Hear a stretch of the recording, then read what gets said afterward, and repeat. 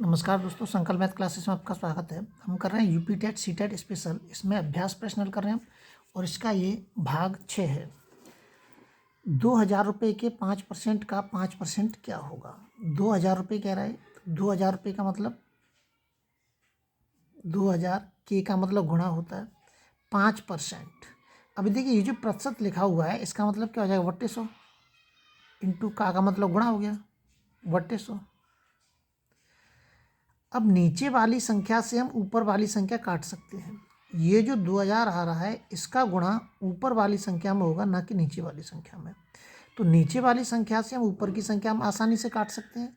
2 zero से 2 zero cut जाएगी और 1 जीरो से ये वाली जीरो कट गई। अब यहाँ बच रहा है केवल 10 और यहाँ कुछ नहीं बच रहा, मतलब 1 बच रहा है।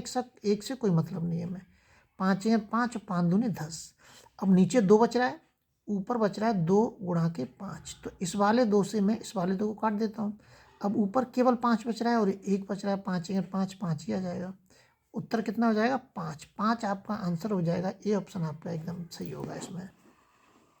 अगला सवाल देखते हैं। अगला सवाल दे रखा है इसमें, एक ठोस की लंबाई, चौड़ाई तथा ऊंचाई क्रमशः ये दे रखी है, तो इसका आयतन क्या होगा।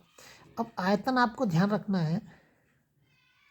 अगर ठोस का आयतन जो पूछेगा उसका जो सूत्र होता है वो होता है लंबाई गुणा के चौड़ाई और गुणा के ऊंचाई। लंबाई कितनी दे रखी है, 6 दे रखी है। चौड़ाई 4 दे रखी है और ऊंचाई 3 दे रखी है। 4 12, 12 6 72 सेंटीमीटर आंसर हो जाएगा। बी ऑप्शन आपका इसमें एकदम सही हो जाएगा। अगला सवाल देखते हैं। अगला जो सवाल दे रखा है इसमें, 5,000 रुपये की राशि पर 8% की दर से 3 वर्ष के लिए साधारण ब्याज क्या होगा। तो देखिए साधारण ब्याज मतलब सिंपल इंटरेस्ट पूछ रहा है वो।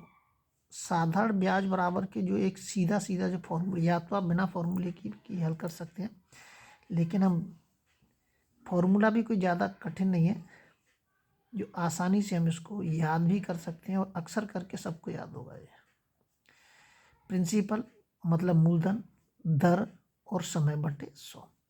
अब इसमें साधारण ब्याज पूछ रहा है वो, तो इसमें प्रिंसिपल मतलब मूलधन कितना दे रखा है 5,000, दर कितनी दे रखी है 8 इंटू समय कितना दे रखा है 3 बटे 100। कट गया 0 से 0। 8 5 40 और 4 3 12, 1,200 रुपये हो जाएगा इसका। अगर हम चाहें तो इसको बिना सूत्र से भी हल कर सकते हैं, केवल इस दर के हिसाब से हम सवाल को हल कर सकते हैं। साधारण ब्याज क्यों हो, चाहे चक्रवृद्धि ब्याज क्यों या परसेंटेज हो, सबको इससे हल कर सकते हैं। और मैंने पीछे जितनी भी साधारण ब्याज और चक्रवृद्धि ब्याज जो कराई हैं उनमें आप आसानी से देख सकते हैं। उसमें बहुत ही अच्छे से इन सवालों के बारे में बताया गया है। अगला सवाल देखते हैं इसमें। अगला सवाल दे रखा है इसमें, इससे आगे हम जो जुलाई में होने वाला जो टेट का पेपर है उसको फिर से शुरू से एक साइड से मैं उसके हल कराऊंगा। बेसिक पैसे उस मैथ के बारे में मैं आपको बताऊंगा। यदि एक वृत्त की त्रिज्या 14 मीटर है तो इसकी परिधि क्या होगी। देखिए परिधि का मतलब क्या होता है, ये वृत्त बना हुआ है तो इसके ऊपर का जो हिस्सा है इसको परिधि कहते हैं। परिधि बराबर के सूत्र होता है हमारा, परिधि बराबर के होता है 2πr। तो 2 इंटू के पाई का मान 22/7, आर का मान मतलब त्रिज्या आर दे रखी है उसने 14, 7 दूनी 14, 2 दूनी 44 हो जाएंगे। 44 का इसमें गुणा कर देंगे आप, 88 मीटर हो जाएगी उसकी परिधि। तो बी ऑप्शन आपका इसमें एकदम सही हो जाएगा। अगला सवाल दे रखा है, 3 के पहले 5 गुणज, मतलब गुणज का मतलब 3 की शुरुआत की ऐसी 5 संख्या देखनी है जिनमें 3 का भाग चला जाए। तो 3 एकम 3, 3 दूनी 6, 3 त्रिका 9, 3 चौक 12 और 5 15।